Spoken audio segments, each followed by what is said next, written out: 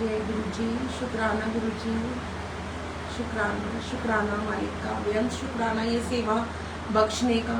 संगत जी मेरी voice clear है? प्लीज़ एक बार मेरे को बता दीजिए प्लीज़। जय गुरु जी। आ जाइए फटाफट संगत जी, जुड़ जाइए, सत्संग शेयर करते हैं गुरु जी के साथ बैठ के। जय गुरु जी। ममता आंटी, सुनीता आंटी, गुरु जी महाराज ब्लेस एवरीवन, सबको ऐसे ही ब्लेस करो गुरु जी, सबको सेवा बख्शो। शुक्राना गुरु जी, बेअंत बेअंत शुक्राना।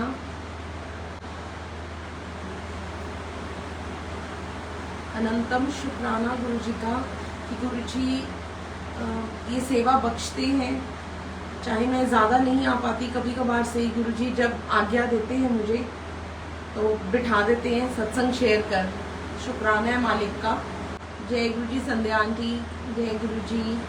आज गुरु जी ने कुर्ता पजामा वेयर करा हुआ है, मैंने कल ही चोला चेंज करा गुरु जी की गद्दी पे। तो इतने प्यारे ओम के दर्शन गुरु जी दे रहे हैं संगत जी। गुरु जी ब्लेस एवरीवन, सारी संगत का, प्यारी प्यारी संगत का भी, कि जो गाने गुरु जी की कृपा से हमने रिलीज करे वी रोज फिल्म्स में, वो गुरु जी की अपार कृपा। गुरु जी ने इतने प्यारे गाने, वो सॉन्ग्स इतने प्यारे बनवाए हैं। एक उनमें अरदास है, मेरे परिवार की रखना लाज गुरु जी, कि उसमें मुझे ये फीलिंग आती है जब वो मेरे परिवार की रखना लाज गुरु जी सोनिया अरोड़ा जी ने गाया है हमारी कंपनी में, और गुरु जी की कृपा से ही हुआ है ये सब, उनकी ब्लेसिंग्स के साथ। और जब वो गाना,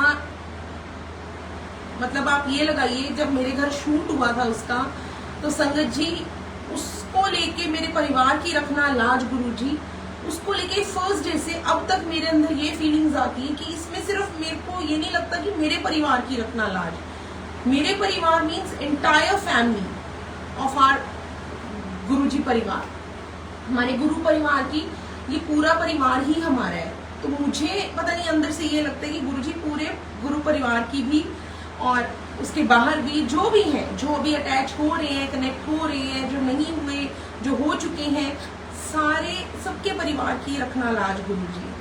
तो सच में जब मैं वो अरदास सुनती हूँ तब मुझे यही फीलिंग आती है कि गुरु का पूरे परिवार की रखना लाज। उसमें मुझे सिर्फ ये फीलिंग नहीं आती है कि सिर्फ आप मेरे ही परिवार की रखना। पता नहीं, ये स्टार्टिंग फर्स्ट डे से मेरे साथ हो रहा है। बड़ा शुक्राना है गुरु महाराज का।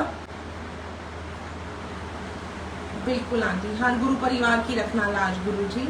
और बहुत गुरु जी की कृपा से एक हमने बर्थडे सॉन्ग रिलीज करा था सोनिया अरोड़ा जी के साथ, वो भी खूब गुरु जी की अपार कृपा रही है, खूब अच्छे ऊपर जा रहा है। और मेरे परिवार की रखना लाज गुरु जी भी गुरु जी ने बहुत ऊपर पहुंचा दिया। बेअंत शुक्राना मालिक का। इनफैक्ट अभी एक और थर्ड सॉन्ग हम लोग रिलीज करने जा रहे हैं 7 अगस्त को। 7 अगस्त को हम लोग, 7 अगस्त को हम लोग रिलीज करने जा रहे हैं वो सॉन्ग भी, वो भी बहुत प्यारा लगेगा। आप सुनिएगा वीरोस फिल्म्स में यूट्यूब पे जाके। और अगर आपको पसंद भी आए संगत जी तो जाके लाइक का बटन भी दबा दीजिएगा अपने आप। बाकी पसंद आएगा क्योंकि वो गुरु जी ने बनवाए हैं, हमने नहीं बनाए हैं। ये गुरु जी की ही अपार कृपा है कि हमने एक सॉन्ग की, सोनिया अरोड़ा जी से बात हुई थी, हमारी डील हुई थी कि भी हम प्रोफेशनली, मैं आपको बता रही हूँ कि सोनिया अरोड़ा जी के साथ हमारी बात हुई, प्रोफेशनली हमने जो भी शूट करा, ईच एंड एवरीथिंग, हमने एक सॉन्ग का सोचा था, बट कहाँ गुरु जी ने हमें 3 सॉन्ग्स ब्लेस कर दिए। और बर्थडे सॉन्ग भी बहुत प्यारा था गुरु जी का जो इस बार रिलीज हुआ। और जो मेरे परिवार की रखना लाज गुरु जी, वो भी बहुत बहुत ही प्यारी अरदास है। और अब रिलीज होने जा रहा है वो 7 अगस्त को होने जा रहा है वीरोज फिल्म्स में यूट्यूब पर, वो आप जरूर सुनिएगा, आपको वो भी पसंद आएगा। पता नहीं गुरु जी क्या कर रहे हैं, मैं नहीं जानती क्या करवाना चाह रहे हैं, बट ये बड़ी प्यारी सेवा हमें बख्शी है गुरु जी ने। बस गुरु जी ऐसे ही ब्लेस करते रहे सबको, और हमें क्या चाहिए। संगत जी आज पता नहीं क्यों मन में आ रहा है कि मैं आज एक अपने गणेश जी वाला सत्संग शेयर करूं, कि हालांकि लास्ट ईयर की बात है, गणेश चतुर्थी पे वैसे तो देखिए मेरा तो ना एक्चुअली गुरुजी को पता है कि मैंने आज तक ये बात किसी से कही नहीं थी, मतलब कभी जिंदगी में नहीं गई कि मेरे मन में था कि मैं गणेश चतुर्थी पे गणेश जी को घर लाऊं और गणेश चतुर्थी धूमधाम से मनाऊं। बट गुरुजी की अपार कृपा, गुरुजी मन की बात को जानते हैं, हमें कुछ कहना नहीं पड़ता, कुछ बोलना नहीं पड़ता, उनको सब पता होता है। तो गुरुपा ने कैसे मुझे इतनी बड़ी खुशी दे दी थी तब कि मुझे आज्ञा दे दी कि गणेश चतुर्थी पे तू गणेश जी घर ले आ। और ओके वेट,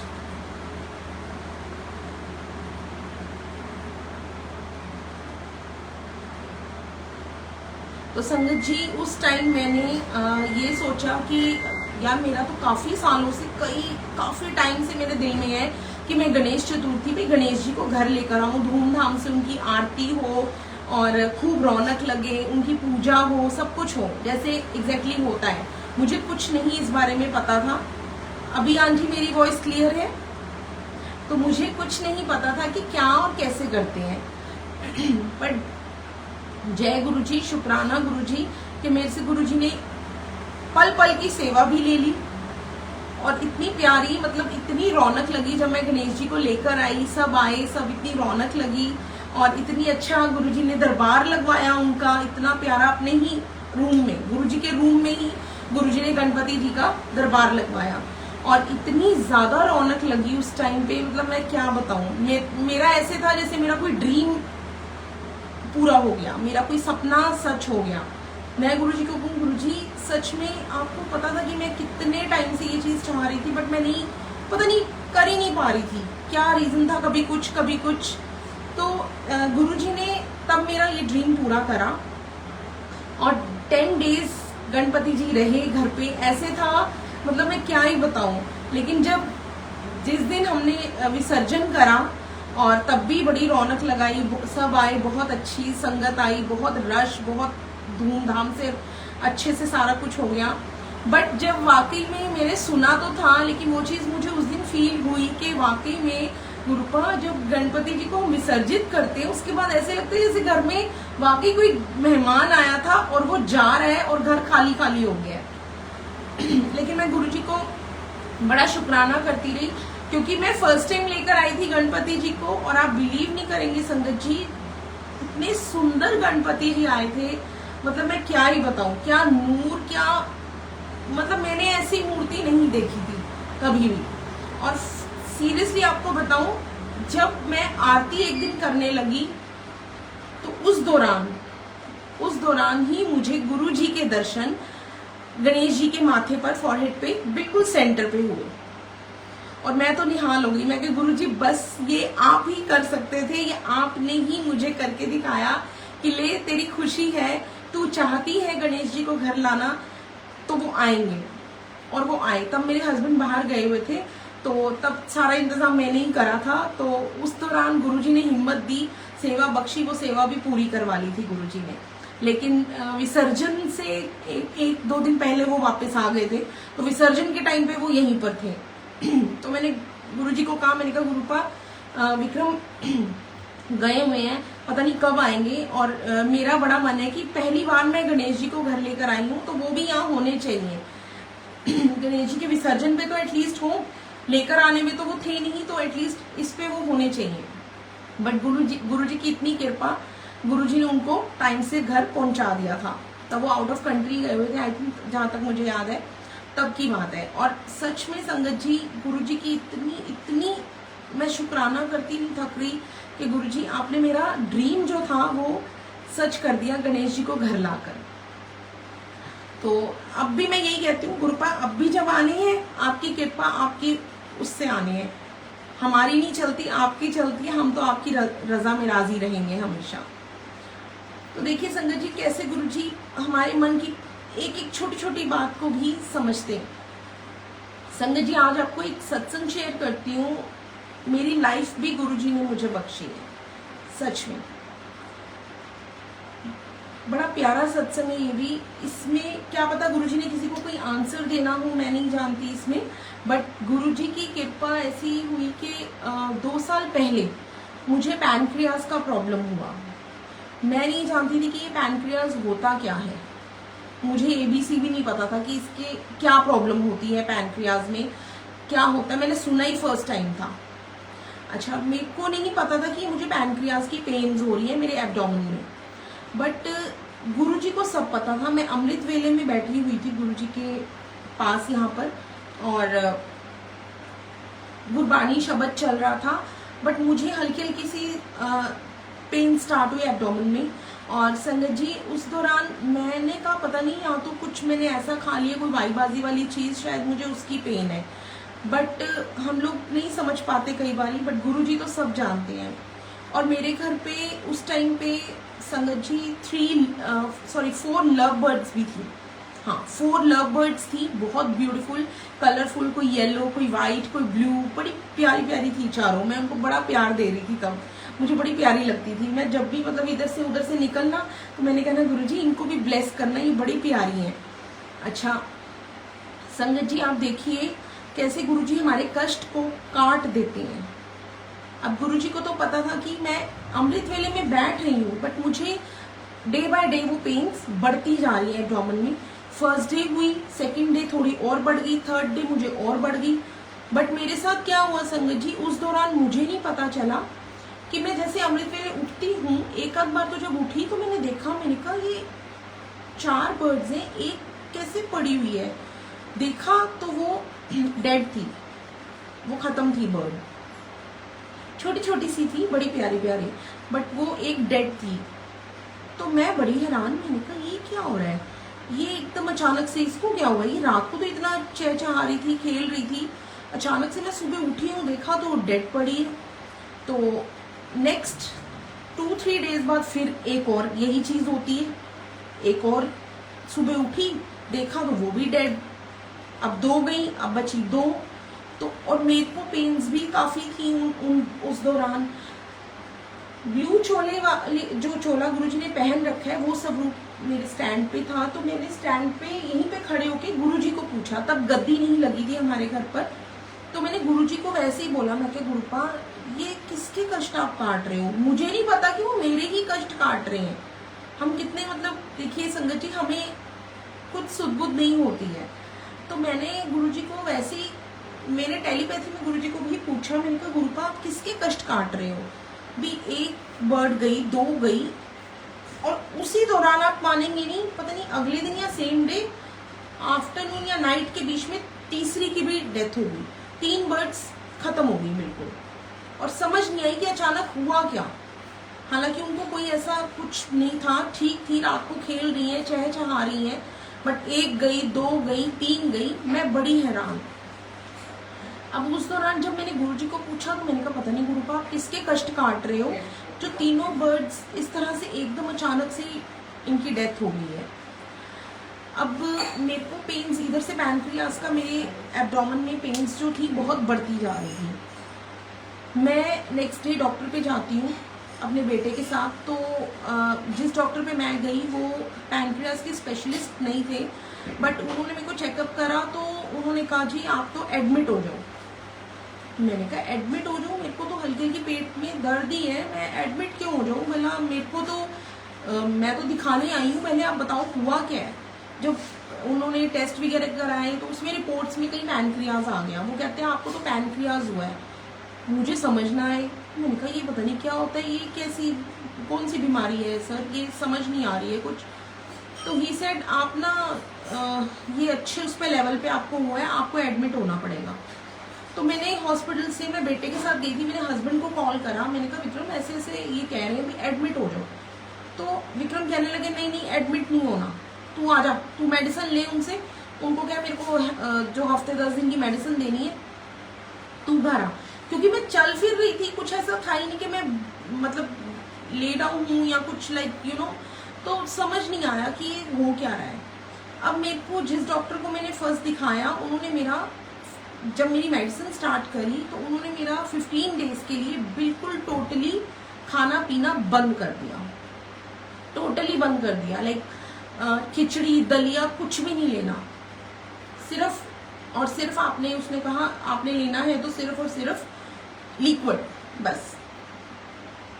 अच्छा, इस दौरान हफ्ता बीत गया, 10 दिन बीत गए, पेन्स हल्की कम हो फिर बढ़ जाए फिर कम हो, समझ नहीं आ रहा था कि ये हो क्या रहा है। अब मुझे मुझे किसी ने फिर संगत में ही बताया कि रूपाली आंटी ऐसे ऐसे ना मॉडल टाउन में ये डॉक्टर है, आप उसको दिखाओ, वो स्पेशलिस्ट है पैनक्रियाज का। क्योंकि मेरे फेस का रंग भी हो गया था, फेस एकदम डाउन हो गया कि भी हो क्या रहा है। और मैं अमृत वेले में बैठूं गुरुजी को मैं कहूँ गुरुपा पता नहीं क्या हो रहा है, समझ नहीं आ रही, दवाइयाँ असर कर भी रही है नहीं कर रही, कुछ नहीं समझ आ रही है। 15 दिन होने वाले हैं, खाया ही कुछ नहीं है आपके सामने, मतलब कुछ नहीं खा रही थी, भोग लगा रही थी। मैं गुरुजी को कहूँ, मैं गुरुजी भोग लगाओ, मैं तो कुछ खा नहीं सकती, तो जब आपकी आज्ञा होगी खिला देना। अब जब मुझे किसी ने डॉक्टर का बताया, सेकंड डॉक्टर का ओपिनियन लेने के लिए, तो मैं हस्बैंड के साथ जाने लगी। वो 16th डे था, 15 दिन की दवाई मैंने खा ली थी, 16th डे था जब मैं जाने लगी। तो मैं यहाँ गुरुजी के पास खड़ी होके और गुरुजी के स्वरूप के आगे खड़ी होके मैंने सिर्फ इतना मैं बोल के गई गुरुपा को, मैं कहा एक तो गुरुपा मेरे साथ चलो आप, और प्लीज प्लीज प्लीज मुझे एडमिट मत होने देना, यहाँ सेवा कौन संभालेगा, मैं नहीं जाऊँ, मैं एडमिट नहीं होंगी, जो मर्जी हो जाए आप मुझे एडमिट मत होने देना। मैं इतना भी बोली, फिर मैंने ये भी बोला, मैंने कहा गुरुपा आज 16वां दिन है, 15 दिन पूरे मैंने कुछ नहीं खाया, आपकी मर्जी, आप हिम्मत दे रहे हो भूखे रहने की, आपने ही मुझे हिम्मत दे रखी है, वरना 15 दिन अगर कोई कुछ ना खाए इंसान तो वो तो गिरा पड़ा मरा पड़ा हो यहाँ पे भी, हाँ वो तो इधर गिर उधर गिर ऐसी हालत हो जाती है। बट मेरे को गुरुजी ने हिम्मत दे रखी थी, तो मैंने गुरुपा को बोला, मैं क्या गुरुपा मैंने कुछ नहीं खाया, अभी भी अगर आप मेरे को नहीं कुछ, जो आपकी आज्ञा होगी मैं वैसे करूंगी, लेकिन मेरे को हिम्मत बख्शी रखना, मेरे साथ रहना बस। मुझे नहीं पता कि ये भी डॉक्टर आगे 15 दिन मना ही कर दे शायद कुछ खाने को। अब हम जाते हैं डॉक्टर पे। जब हम डॉक्टर पे गए तो उन्होंने रिपोर्ट्स देखी, MRI हुई मेरी, सारा कुछ और टेस्ट हुए। जब रिपोर्ट आई कुछ टाइम बाद फिर दोबारा बुलाया, मैं दोबारा गई। जब जाती हूँ तो उन्होंने देखते सार मुझे क्या बोला, मेरे हस्बैंड थे और इधर मेरे मतलब दीपक अंकल, अमित अंकल, हम लोग सब थे वहीं पे हॉस्पिटल में। मुझे पेन्स थी और वो डॉक्टर छूटते सार बोला मेरे हस्बैंड को कि सर ये तो ना समझ लो मौत के मुंह से बाहर आई है भी। इनको जो स्टार्टिंग के 3 दिन जो इनको मेजर पेन हुई है ना, इनको पता ही नहीं चला कि वो दर्द क्या थी, वो तो इनकी जान भी ले सकती थी। तो मेरे हस्बैंड के भी रंग उड़ गए, उधर से मैं भी हैरान कि ये क्या बात कर रहे हैं, मतलब ऐसा भी क्या हो गया कि मेरे को ऐसी कौन सी पेन छिड़ गई थी कि मतलब मेरे पास 3 दिन, वो कहते हैं ये पैनक्रियास बड़ा ही डेंजरस होता है, बट ये आपको नहीं पता कि 3 दिन बिल्कुल स्टार्टिंग में जो आपको मेजर पेन हुई है ना मैडम, वो आपकी जानलेवा थी। वो पता नहीं आप कैसे बर्दाश्त कैसे कर गए घर बैठ के, मुझे तो कहता ये नहीं समझ आ रही है।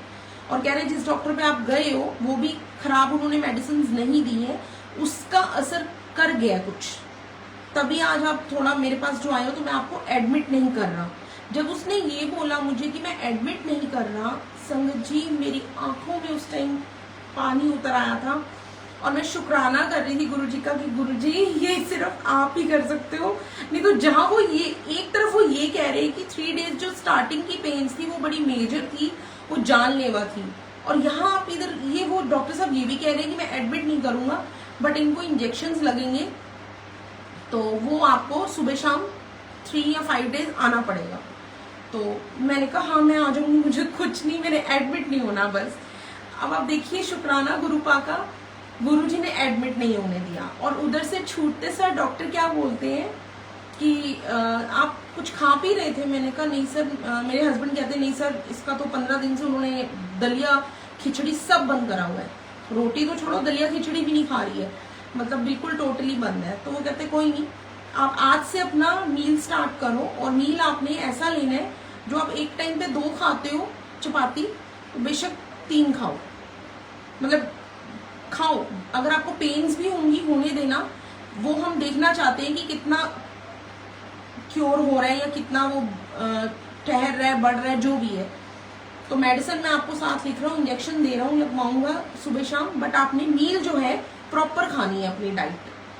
बस ऑयली नहीं खाना, ज्यादा मीठा नहीं लेना, ज्यादा वो चीजें वो सब मना करा। अदरवाइज उन्होंने कहा आपने प्रॉपर मील खाना है, कुछ भी छोड़ना नहीं है। चपाती शुरू करो आज से ही जाके चपाती शुरू करो। जब वो ये बोले मेरे तो, और मैं फिर खड़ी खड़ी वहीं पे खो गई कि मतलब जैसे होता है ना, मैं फिर गुरुजी की तरफ, मैंने कहा गुरुपा मतलब हो क्या रहा है। मैंने कहा मैं 15 दिन से मैंने कुछ नहीं खाया और मैं आज आपको अरदास करके आई हूँ कि अगर आप मुझे कुछ खिलाना चाहते होगे वो आपकी मर्जी गुरुजी, जितने दिन और भूखे रखना है रख लो, बस हिम्मत बख्शी रखना, हिम्मत आपने देनी है, हिम्मत आप ही दे सकते हो। और देखिए गुरुजी ने ना मुझे एडमिट होने दिया, ना मेरा खाना बंद करा। उसी दिन से 16वें दिन से गुरुजी ने मेरा मील स्टार्ट करवा दिया। और मैंने आके गुरुजी को इतना शुक्राना करा, मैं कहा गुरुपा मुझे तो पता ही नहीं था कि मैं मतलब मौत के मुंह से बाहर निकल के आई हूँ, कि वो ऐसे कह रही थी। फिर मुझे समझ आया कि जय गुरुजी। तो संगत जी फिर मुझे समझ आया कि थोड़े टाइम मतलब 1-8 घंटे के बाद जब मैं घर आई, तो उसके बाद मैं ना रूम में से दौड़ी आई अपने गुरुजी के रूम में, और मैं गुरुजी के सबरूप के आगे खड़ी होकर बोल रही। मैंने कहा गुरुपा ओ माय गॉड, मैं ऐसे बोली, मैंने कहा गुरुपा मुझे अब समझ आ रहे हैं कि वो 3 बर्ड्स का जाना, और मैं आपसे बोल भी रही हूँ गुरुजी आप किसके कष्ट काट रहे हो। और मेरे को उस डॉक्टर ने यही चीज बोली एग्जैक्टली कि 3 डेज आपके लिए बड़े खतरनाक थे, जो आप पेन्स बर्दाश्त कर गए और घर में बैठ कैसे गए। तो आप देखिए संगत जी कैसे गुरुजी हमारे कष्टों को काटते हैं। फिर चाहे वो कष्ट मेरे गुरुजी ने कैसे काटे, वो 3 बर्ड्स गई, मुझे उनका बड़ा दुख भी हुआ उस टाइम पे। और मैं गुरुजी से कह भी रही हूँ पता नहीं गुरुपा आप किसके कष्ट काट रहे हो, पता नहीं ये बर्ड एक एक करके क्यों मरी जा रही है, ऐसा क्या हो गया है। वो तो अच्छी भली थी, उनको तो कुछ था ही नहीं। तो देखिए गुरुजी कैसे हमारे कष्ट काटते हैं संगत जी। बड़ा शुक्राना गुरुजी, ये सांसें, ये लाइफ, सब कुछ उन्हीं का बख्शा हुआ है, सब उन्हीं की देन है। मैं तो हर टाइम गुरुजी से यही कहती हूँ गुरुपा सब आपकी देन है, आपका दिया खा रहे हैं, आपका दिया पहन रहे हैं, आपके बनाए रिश्तों से निभा रहे हैं। बस ऐसे ही सबको ब्लेस करना गुरुजी, ऐसे ही सब पे अपना हाथ रखना। सच में संगत जी गुरुजी हमसे कुछ नहीं चाहते, कुछ भी नहीं, वो सिर्फ भाव चाहते हैं, प्यार चाहते हैं। वो दिल से कीजिए गुरुजी के साथ, तो देखिए वारे न्यारे हैं, कोई दिखावा नहीं, कुछ नहीं, बस गुरुजी हमसे प्यार चाहते हैं। मैं तो बड़ा शुक्राना हर टाइम करती हूँ गुरुजी का कि गुरुजी आपने इस लायक समझा हम जैसे नालायक बच्चों को, कि गद्दी की सेवा बख्श दी। इससे बड़ा और क्या कोई मांगे। और मैं आपको क्या बताऊं, मैं आपको गद्दी का सत्संग भी शेयर करती हूँ संगत जी कि कैसे गुरुजी ने मुझे गद्दी की सेवा बख्शी। गुरुजी ने संगत जी लास्ट शुक्राना आंटी, गुरुजी सब बच्चों को बहुत प्यार करते हैं, सबको बहुत प्यार करते हैं। इम्तिहान लेते हैं, इम्तिहान चलते रहते हैं, लेकिन मुझे विश्वास है उस इम्तिहान में पास भी गुरुजी ही करवाते हैं।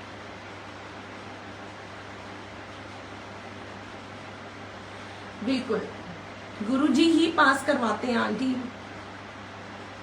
बस हम लोग ह्यूमन बीइंग्स हैं, दिमाग से चलते हैं, दिमाग ज्यादा यूज करते हैं हम लोग। लेकिन मैं सच बताऊं, हम लोग घबरा जाते हैं, छोटी छोटी दिक्कत आती है, परेशानी आती है, कुछ भी गुरुजी इम्तिहान लेते हैं हम लोग डर जाते हैं, घबरा जाते हैं कि हाय आगे पता नहीं क्या होगा, पता नहीं कैसे होगा। लेकिन नहीं, वो बैठे हैं, वो हारने नहीं देते अपने बच्चों को, वो डूबने नहीं देते अपने बच्चों को। मुझे इतना विश्वास है कि गुरुजी साथ है तो कुछ कोई भवसागर भी आप पार कर जाओगे, कोई ऐसी वो नहीं है। अब मैं आपको गद्दी का सत्संग सुनाती हूँ संगत जी कि गद्दी गुरुजी ने कैसे लगवाई। पहले मुझे ये बताइए संगत जी, मेरे परिवार की रखना लाज गुरुजी, किस किसने सुना है ये सॉन्ग, ये अरदास? मेरे परिवार की रखना लाज गुरुजी, अरदास किस किसने सुनी है? और ये बताइए कि पसंद आई है सबको ये अरदास? कितनी प्यारी है, मुझे तो बहुत आई है। सोनिया अरोड़ा जी ने गाई है।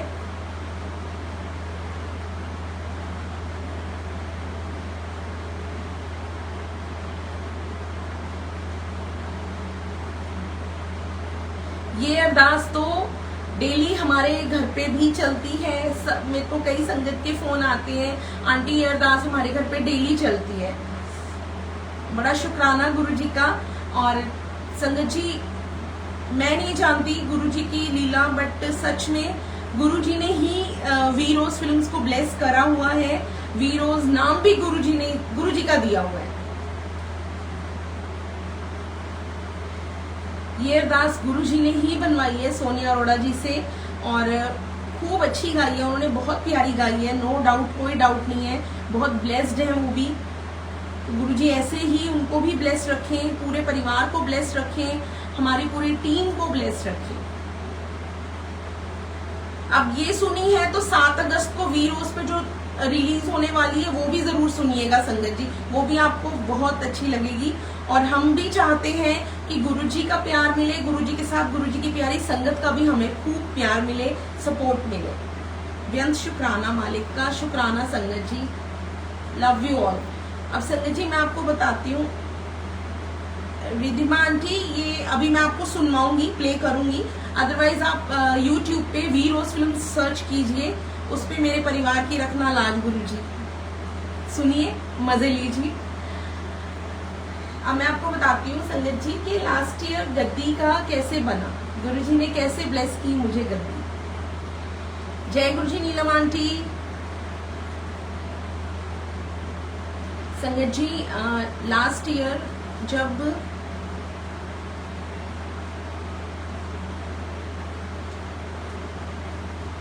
जरूर आंटी, मैं भी अरदास करूंगी, आप भी।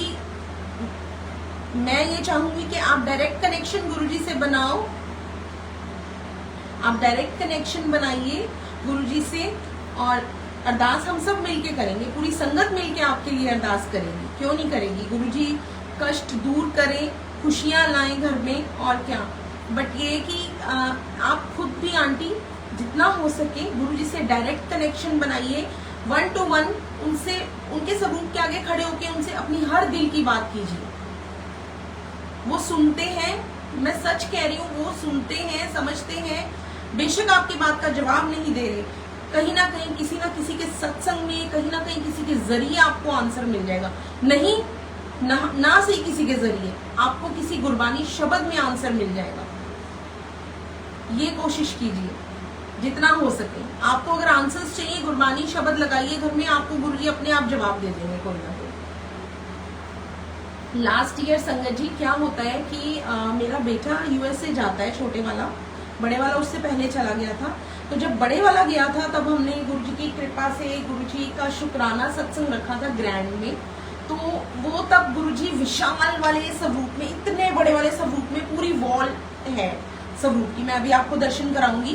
तब गुरुजी उस स्वरूप में मेरे घर आए थे, सॉरी अपने घर आए थे, ये गुरुजी का घर है, मेरा नहीं है। और गुरुजी तब बड़े वाला बेटा जब गया तो विशाल स्वरूप में गुरुजी विराजे। उसके बाद छोटे वाला गया कुछ महीनों के बाद US से, तो तब हमने एक और शुक्राने का सत्संग रखा कि शुक्राना। जय गुरुजी रंजू आंटी, जय गुरुजी। तो क्या होता है संगत जी कि तब हमने शुक्राने का सत्संग रखा, तो मैंने हस्बैंड को बोला मेरा ना बड़ा दिल है, मैं ना गुरुजी को ना कुर्ता पजामा और बास्केट पहनाना चाहती हूँ। ये मेरे मन में थी बात कि मैं करूं। बट संगत जी क्या होता है, हमारी नहीं चलती, जो गुरुजी पहनना चाहेंगे गुरुजी ने वही पहनना है। अब उस टाइम पे मैंने, जो मेरे घर डबल सीटर सोफा है, तो मेरे को ये था, मैंने कहा मतलब इस पे तो कुर्ता पजामा ठीक से आएगा ही नहीं, सेट ही नहीं होगा, तो हमें तो गद्दी दूसरी चाहिए। तो हस्बैंड कहने लगे फिर पता कर ले, अगर तेरे को मिलती है तो कहीं से देख ले। मैंने कहा मैं करती हूँ पता।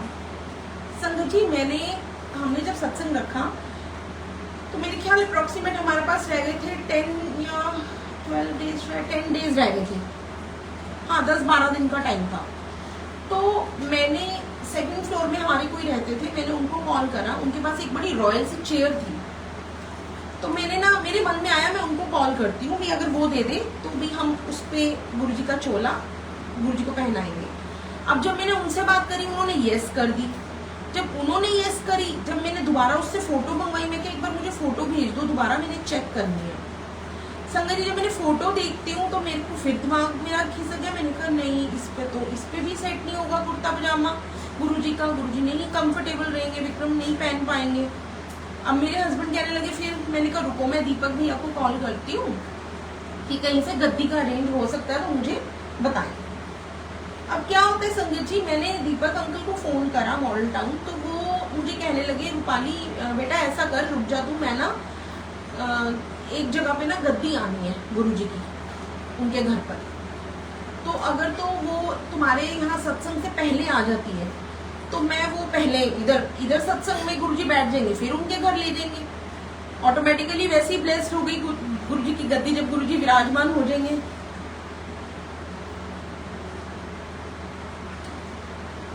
आंटी मैं अभी लास्ट में मेरे परिवार की रखना लाज गुरुजी प्ले करूंगी, अभी हम सुनेंगे, सारे मिलकर सुनेंगे अरदास। तो उस दौरान क्या होता है संगत जी कि उन्होंने मेरे को बोला मैं पता करके तेरे को बताता हूँ नेक्स्ट डे।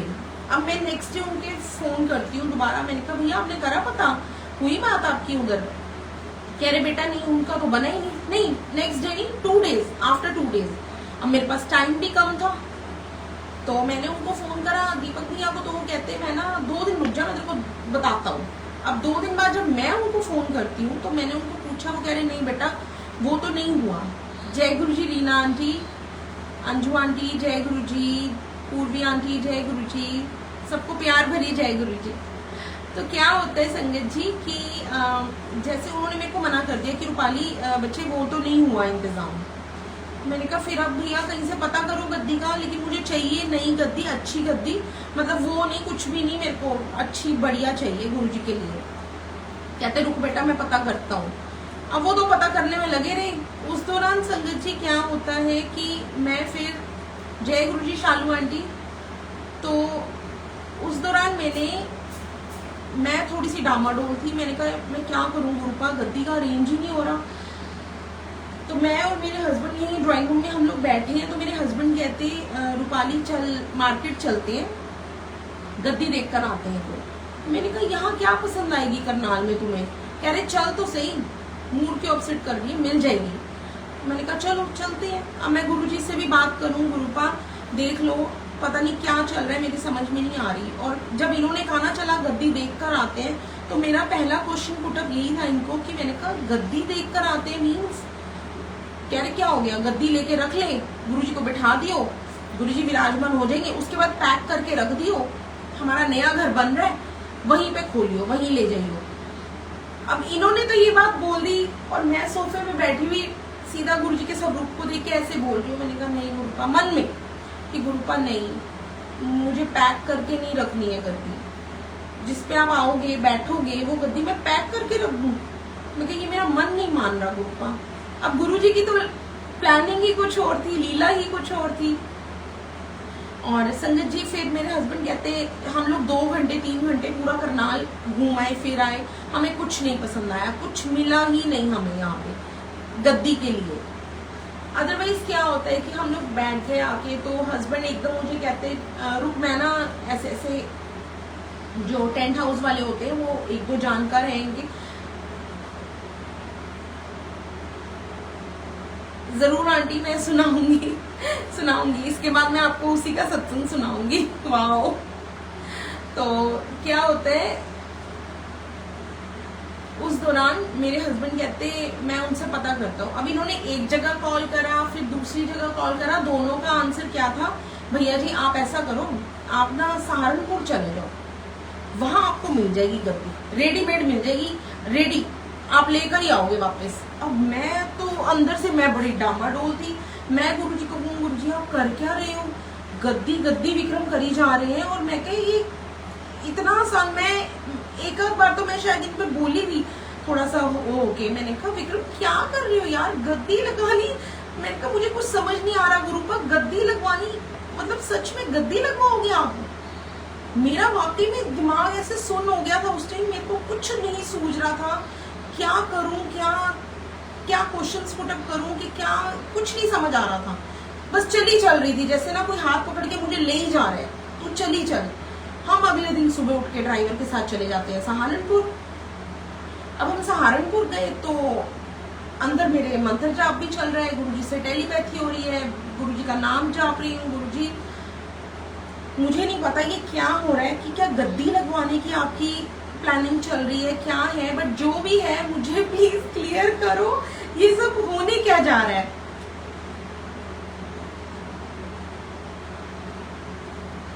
फिर संगत जी क्या होता है, हम लोग एक शॉप पे जाते हैं, वहां मतलब रॉ थी कुछ तो ऐसी, मतलब रेडी नहीं थी, इतनी पसंद भी आ रही थी, मतलब मेरा मन नहीं इतना आ रहा था। तो मैंने हस्बैंड को बोला, मैंने कहा देखो ये कह रहे फिर ये ले ले, ये अच्छी लग रही है। मैंने कहा नहीं, मेरे को ऐसे नहीं लेनी है कि हाँ कोई मिल नहीं रही तो ये है, वो दुकान वाला कह रहा है ये रेडी है, हम ये आपको 5 दिन के अंदर, क्योंकि 5 या 6 डेज बच गए थे हमारे पास टोटल, ज्यादा टाइम था ही नहीं। तो मैंने कहा मुझे ऐसे नहीं लेनी है कि भी हाँ भाई ये ले लो बस। मैंने कहा गुरुजी ने बैठना है, गुरुजी ने जहां से जो सी लेनी होगी वो अरेंज करवाएंगे। अब हम उस शॉप से दूसरी पे गए, दूसरी पे भी नहीं पसंद आई, तीसरी पे गए, आई थिंक या तीसरी या चौथी शॉप थी वो, जहां मैंने वो भैया से बात करी। तो उनको मैंने कहा हमें कुछ इस टाइप की गद्दी मिल सकती है, गुरुजी के लिए चाहिए हमें। और मैंने कहा अंदर तो हम तब आएंगे जब आप हमें ये बताओ कि हमें 5 दिन के अंदर आप ये गद्दी दे देंगे बिल्कुल रेडी करके।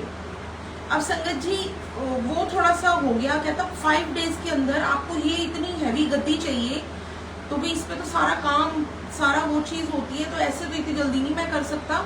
हाँ एक शॉप है, मैं आपको बता देता हूँ भाई साहब, आप ना उधर चले जाओ, वहां 1-2 पड़ी है, पसंद आ जाएंगी आपको, जहां तक मुझे पता है। संगत जी पता नहीं अचानक उस लड़के को क्या हुआ, मैं नहीं जानती।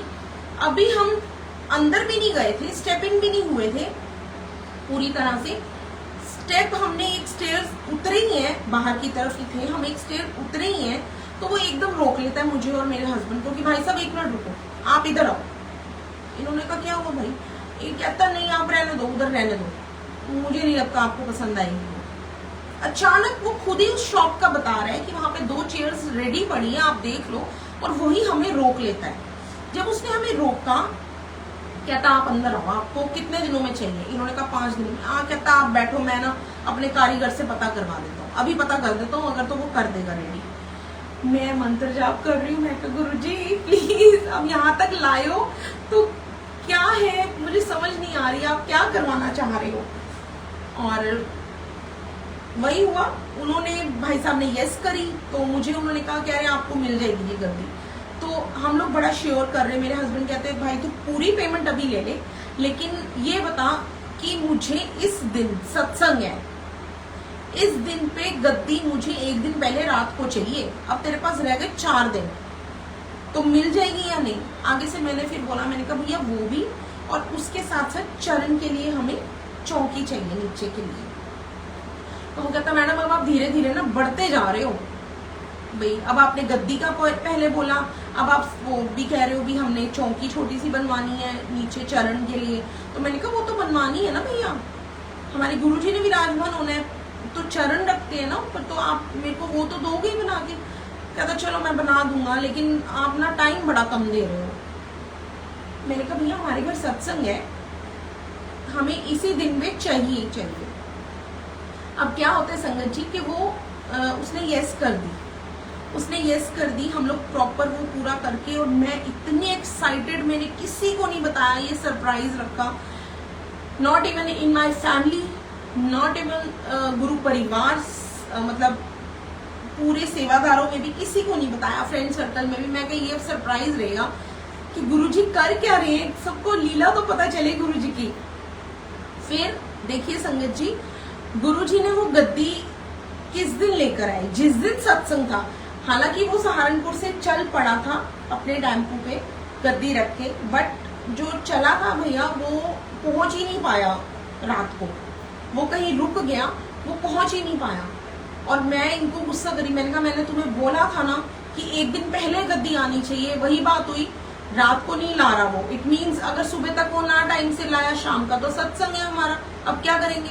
ये कहते रूपाली चिल कर, मेरी बात हो गई है, वो आधे रास्ते में है, वो कल सुबह पहुंच जाएगा।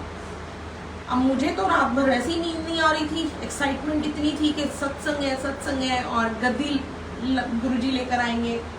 तो संगत जी आप देखिए, जिस दिन सत्संग था गुरुजी का, गुरुजी ने गद्दी भी उसी दिन लेकर आए सुबह 7 बजे, 6 या 7 बजे गद्दी हमारे घर के बाहर। मैं इतनी हैरान, मैंने कहा देखो विक्रम, गुरुजी एक दिन पहले नहीं लाए हैं, सेम डे गद्दी लेकर आए हैं जिस दिन सत्संग है। और फिर गद्दी लेकर आए हैं। जब हम गद्दी वहां फाइनल करके आ गए, हमारे पास 5 डेज ही थे वो वाले, तो उस दौरान हमने चोला कैसे करना है, क्योंकि कुर्ता पजामे का तो था ही नहीं मेरी भी, ये वाला कुर्ता पजामा मैं इस गद्दी पे सेट कर पाऊंगी उस टाइम पे। तो मैंने कहा विक्रम, मैंने तो कोई दूसरा चोला ही नहीं रेडी करा गुरुजी का, अब मैं क्या करूं? मैंने कहा गुरुजी क्या चक्री घुमा रहे हो मेरी, अब मैं चोले के लिए भागूं? पहले गद्दी का हो रहा था, अब चोला तैयार कर लिया तो गद्दी नहीं हुई, गद्दी आ गई तो अब चोला तैयार नहीं था। और हस्बैंड हंसे, कह रहे तेरे साथ गुरुजी ना देख ले तेरी चक्री घुमा रहे, गुरुजी के कैसे घूमती है ये। मैं कहा कोई बात नहीं, वो तैयारी सारी करवा ले, मेरी चक्री घुमाए, मुझे कोई वो नहीं।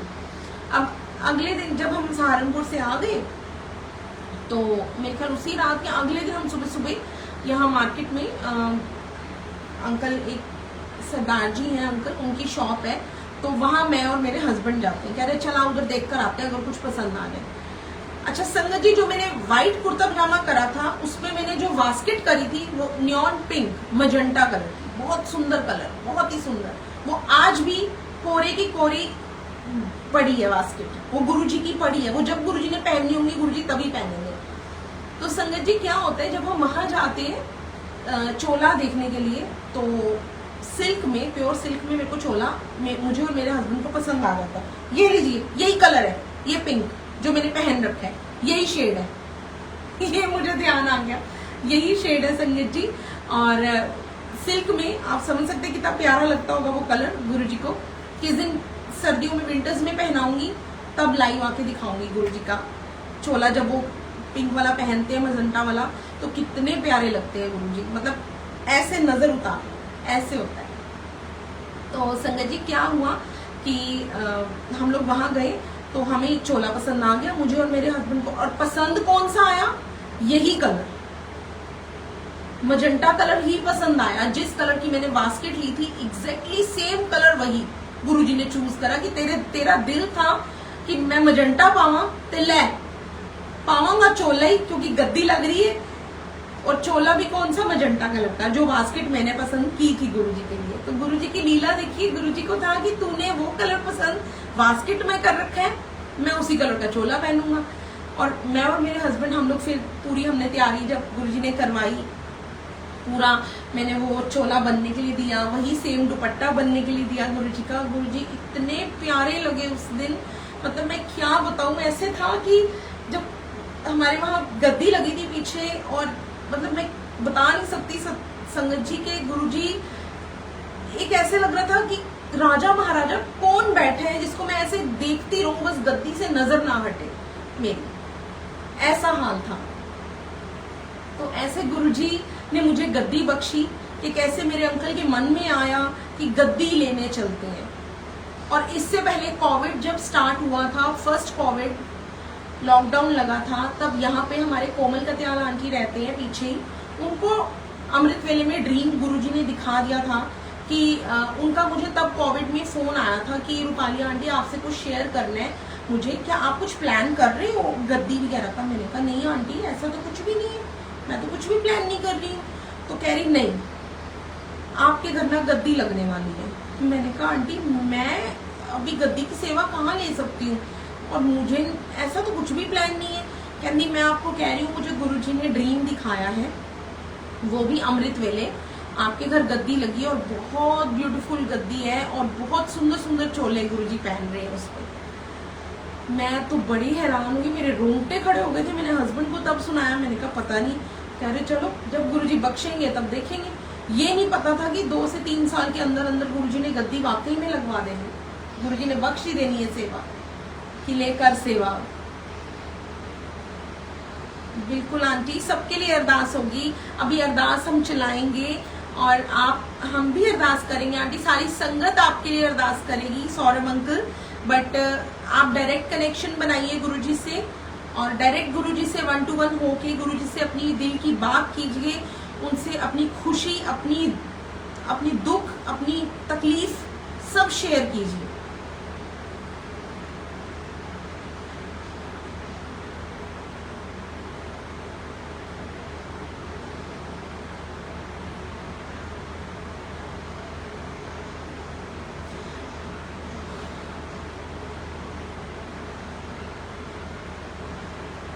हाँ जी आंटी, मेरे को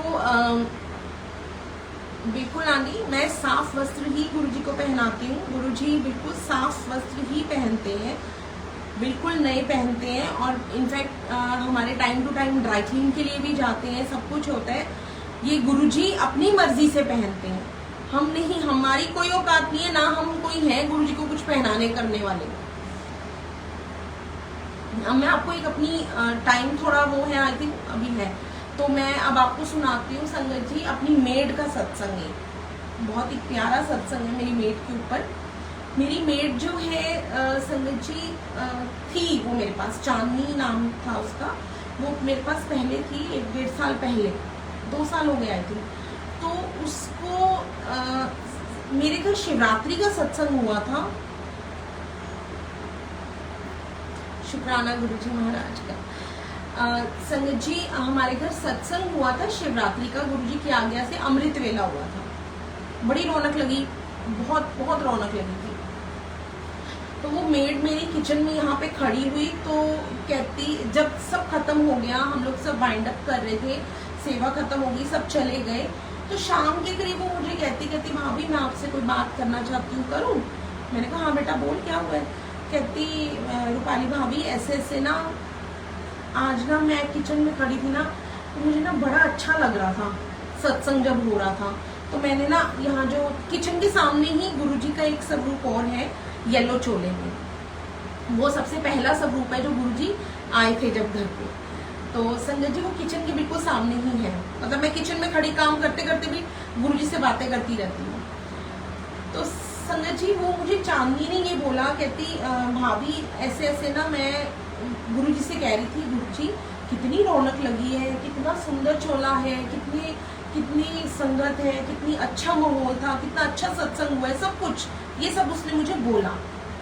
तो वो कहती मैंने गुरुजी को ये भी बोला भाभी कि गुरुजी मेरा भी मन है कि आपका सत्संग अपने घर करवाऊं, आप मेरे घर आओ, लेकिन आप मुझ गरीब की झोपड़ी में क्यों आओगे? ये वो बोलने लगी मेरी मेड चांदनी, कि उसने गुरुजी को बोला कि आप हमारी झोपड़ी में क्यों आओगे, इतनी तो जगह ही नहीं है कि मैं इतनी संगत बुला सकूं। चांदनी ने जब उसने मुझे बताया तो मैं भी इमोशनल हो गई, वो भी इमोशनल हो गई, उसकी आंखों से भी पानी आ रहा था, मैं भी एकदम हो गई। फिर मैंने उसको गले लगाया, मैं कहा बेटा ऐसा क्यों सोचती है? कहती नहीं भाभी आपको पता है मेरे को गुरुजी ने जवाब दिया है। मैंने कहा क्या? कहती सच में रूपाली भाभी गुरुजी यहाँ विराजमान है, गुरुजी ने मुझे टेलीपैथी पे किचन में बैठे बैठे खड़े खड़े ये जवाब दिया है कि तू सत्संग करा, मैं तेरे घर आऊंगा, तू कराने वाली बन, तू मुझे बुलाने वाली बन, मैं वहां भी आऊंगा, जरूर आऊंगा। तो क्या पता संगत जी ये सत्संग जो गुरुजी शेयर करवा रहे हैं इसके पीछे किसी को कोई जवाब मिलना हो, कोई आंसर मिलना हो, मैं नहीं जानती। और आज शायद मैंने सोचा भी नहीं था कि मैं ये सत्संग शेयर करूंगी, सोचा एक बार आया था मन में, लेकिन मैंने कहा शायद ये काफी बार हो चुका है, तो मैं शायद ही आज अगर गुरुजी कराएंगे तो करूंगी, वरना नहीं। तो वो संध्या आंटी ने आगे से बोल ही दिया कि आप अपनी मेड का सत्संग शेयर करो, इट मीन्स गुरुजी चाहते हैं कि मैं ये सत्संग शेयर करूं। तो ये इसकी टेलीपैथी मेरी मेड की जब गुरुजी से हुई तो इसने कहा, गुरुजी ने भाभी मुझे ये तक जवाब दिया है कि तू सत्संग करा, मैं तेरे घर पे आऊंगा, चाहे तेरी झोपड़ी है मैं जरूर आऊंगा, और तैयारी तेरी भाभी करेगी, तेरी रूपाली भाभी सारी तैयारी करेगी। मैंने इसको कहा, मैंने कहा तू सच कह रही है चांदनी? कहती हाँ भाभी मैं आपको झूठ नहीं कह रही हूँ, ये मुझे उन्होंने कहा है कि वो तैयारी आप करोगे सारी। मैंने कहा शुक्राना गुरुजी कि अगर गुरुजी ने तेरे को ये चीज कही है चांदनी, तो बेटा तू टेंशन मत ले, सत्संग होगा। तू डे चूज कर, हम देखते हैं किस दिन करना है, तो गुरुजी की आज्ञा लेके सत्संग करते हैं तेरे घर। अब एक हफ्ता निकल गया, दूसरा हफ्ता निकल गया, करीब करीब तीसरे हफ्ते या दूसरे हफ्ते नहीं शायद, मैंने इसको एक दिन 2 दिन पहले, 1 दिन पहले बोला, वो भी आफ्टरनून या इवनिंग में।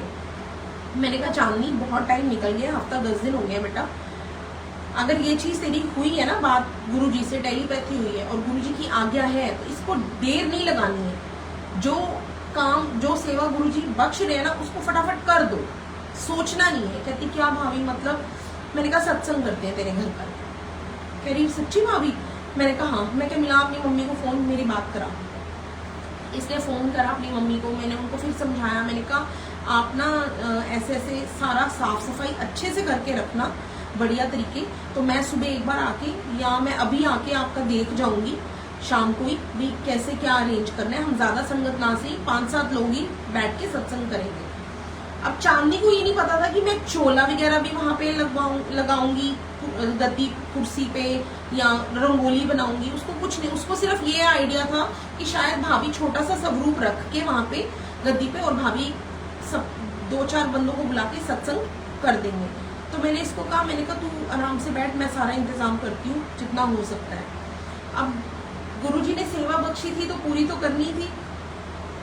तो इधर चटनी प्रसाद, कड़ा प्रसाद की सेवा गुरुजी ने मुझे दे दी थी, और ये कड़ा प्रसाद का गुरुजी ने चांदनी को बोला भी था कि कड़ा प्रसाद तेरी भाभी बनाएगी। और हालांकि हमारे सामने किरण हुआ आंटी रहते हैं, तो उनको मेरी फोन पे बात हुई, तो मैंने सिर्फ इतना कहा था कल चांदनी के घर आंटी सत्संग है, मैं ज्यादा संगत नहीं बुला रही हूँ, तो आप आ जाना और मैं हो जाऊंगी, और 1-2 मैं और देख लेती हूँ, बाकी किसी को नहीं, क्योंकि उसकी इतनी जगह नहीं है, तो हम देख के करेंगे।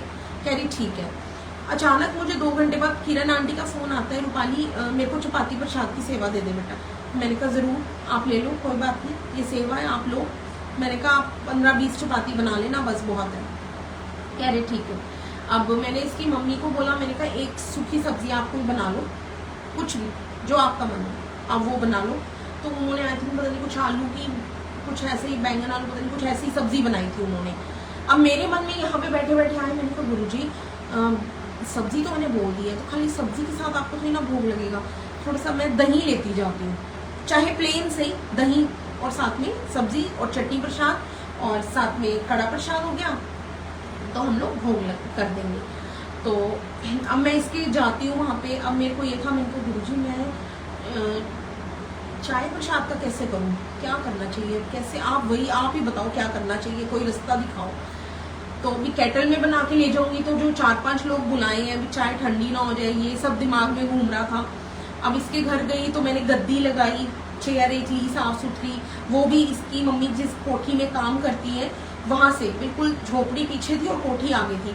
तो मैंने उसको बोला, मैंने कहा हम उधर से ले आते हैं चेयर, हम वो चेयर भी ले आए। अब मैं चोला भी ले गई, और गुरुजी को मैंने वहाँ स्वरूप लेके गई, सब कुछ मैं ले, जुत्ती गुरुजी की जोड़े सब ले गई थी। चांदनी बड़ी हैरान की भाभी आप गद्दी लगा रहे हो। मैंने कहा क्यों, लगानी नहीं थी क्या, सत्संग नहीं करना?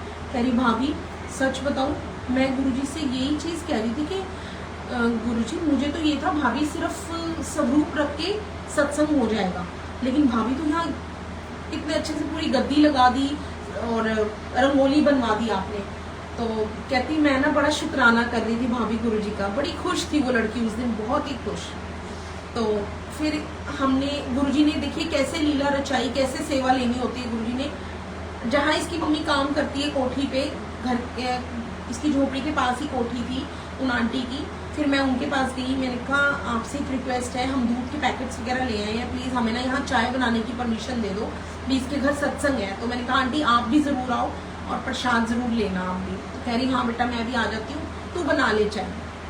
अब देखिए संगत जी गुरुजी की लीला, गुरुजी की भोग की चाय भी उन्हीं के घर से बनी, और जो संगत के लिए चाय बनी थी वो भी वहीं से बनी। कहा मैं 4-5-7 संगत कर रही थी, गुरुजी ने 10 से 12 संगत का इंतजाम वहां पे कर दिया कि भी 10-12 जने हम बैठ के वहां पे हमने बड़े अच्छे से चाय प्रसाद ली।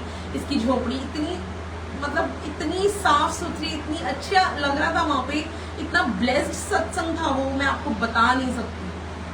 और इतनी पॉजिटिव वाइब्स थी इसकी झोपड़ी में। मैं इसको कहूँ, ये लड़की 2 घंटे पूरा आंखें बंद करके बैठी रही और लास्ट में इसने सत्संग इतना सा शेयर करा कि शुक्राना गुरुजी, आज मुझे ऐसा लगा जैसे ना धरती बहुत जोर से धम करके बजी है। हाँ जी आंटी, ओम के दर्शन है गुरुजी के कुर्ते पे, ये कल से हो रहे हैं मुझे। और संगत जी, इसने फिर और उधर से अमित अंकल जब आए तो उन्होंने भी, वो भी मेडिटेशन में बैठे, वो भी कहने लगे, कहते हैं वाकई में चांदनी और आप बहुत स्ट्रांग था तेरे यहाँ पे, तू जो कह रही है ना धरती, इसको ऐसे लगा जैसे आवाज आई है बड़ी जोर से किसी ने पैर रखा है धरती पे और धरती एकदम बजी है नीचे की ओर।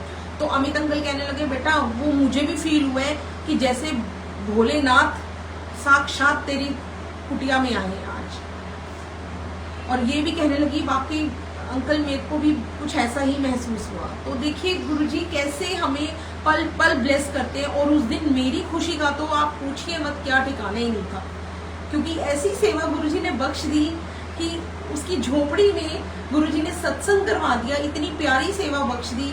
मैंने कहा शुक्राना गुरुजी कि मुझ नाचीज को आपने ये सेवा बख्शी, इतनी प्यारी सेवा, और वो पूरी भी करवाई आपने। इतना ब्लेस्ड सत्संग आपने वहां रखा, इतनी ब्लेसिंग। और जिनको पूरे करनाल में, जिनको संगत को पता चलता गया कि वहां पे सत्संग हुआ है, मुझे एक एक के कॉल्स आए, कोई सत्संग में मिले, उन्होंने बोला रूपाली आंटी आपने गलत करा है, हमें क्यों नहीं बुलाया अपनी मेड के वहां सत्संग में। मैंने कहा आंटी मैं कोई बुलाने वाली नहीं होती हूँ, मैं बुला तो जरूर लेती, बट मेरी मजबूरी ये थी कि उसके वहां उतनी जगह नहीं थी, तो मेरा अरेंजमेंट इतना था ही नहीं, जितना था सबकी वहां पे लग गई हाजिरी। तो कहने लगे चलो नेक्स्ट टाइम कभी ऐसा हो तो हमें जरूर बुला। मैंने कहा क्यों नहीं आंटी, गुरुजी पल पल ऐसी सेवा मुझे बख्शे, मैं तो निहाल हो जाऊंगी। और ऐसी सेवा करके मुझे जितनी खुशी मिली है जिंदगी में नहीं मिली। तो कहने का भाव ये है संगत जी कि गुरुजी ये नहीं कहते कि घर बड़ा हो या छोटा हो, भाव देखते, गुरुजी प्यार देखते। बड़े छोटे घर से कोई लेना देना नहीं है, गुरुजी को सिर्फ प्यार और भाव देखते हैं, वो आपके कुटिया में आके भी खुश है। शुक्राना गुरुजी का, हर पल शुक्राना, हर पल दिल गुरुजी से यही मांगता है संगत जी कि आप सब खुश रहें, गुरुजी आपको बहुत सबको ब्लेस करें, सबको ब्लेस रखें, गुरुजी सबका प्यार ऐसे ही बनाए रखें। और संगत जी मैं एक चीज कहना चाहूंगी कि पता नहीं क्यों गुरुजी कहलवा रहे हैं शायद, कि जितना हो सके दीन दुनिया की बातों से अलग रहिए, बिल्कुल अलग रहिए, दूर रहिए, किसी की बातों में मत आइए। सिर्फ और सिर्फ डायरेक्ट कनेक्शन गुरुजी से जोड़िए अपना, गुरुजी की अपने दिल की बात गुरुजी से करिए, गुरुजी की बातें मन में करिए, जो जैसे मर्जी करिए, मगर गुरुजी से डायरेक्ट कनेक्शन जोड़िए। दीन दुनिया की बातों में मत आइए, किसी की इफ एंड बट, किसी की बातों को सुनने की जरूरत नहीं, किसी की चुगली निंदा करने की जरूरत नहीं। अगर कोई कर भी रहा है, आप गुरबानी में शब्द में सुनिए, रिंकू अंकल जो हैं वो भी ये चीज कहते हैं। और वो क्यों कहते हैं, क्योंकि ये चीज गुरु नानक देव जी भी कहते हैं, गुरु जी भी कहते हैं, हमारा परमात्मा सब यही कहते हैं कि अगर कोई निंदा चुगली कर भी रहा है, आपके सामने कर रहा है, तो आप कोशिश कीजिए वहां से कट लीजिए, हट लीजिए, उसको इग्नोर कीजिए, लेकिन उसको अगर सुन भी लिया है तो उसको अपने अंदर मत उतारिए।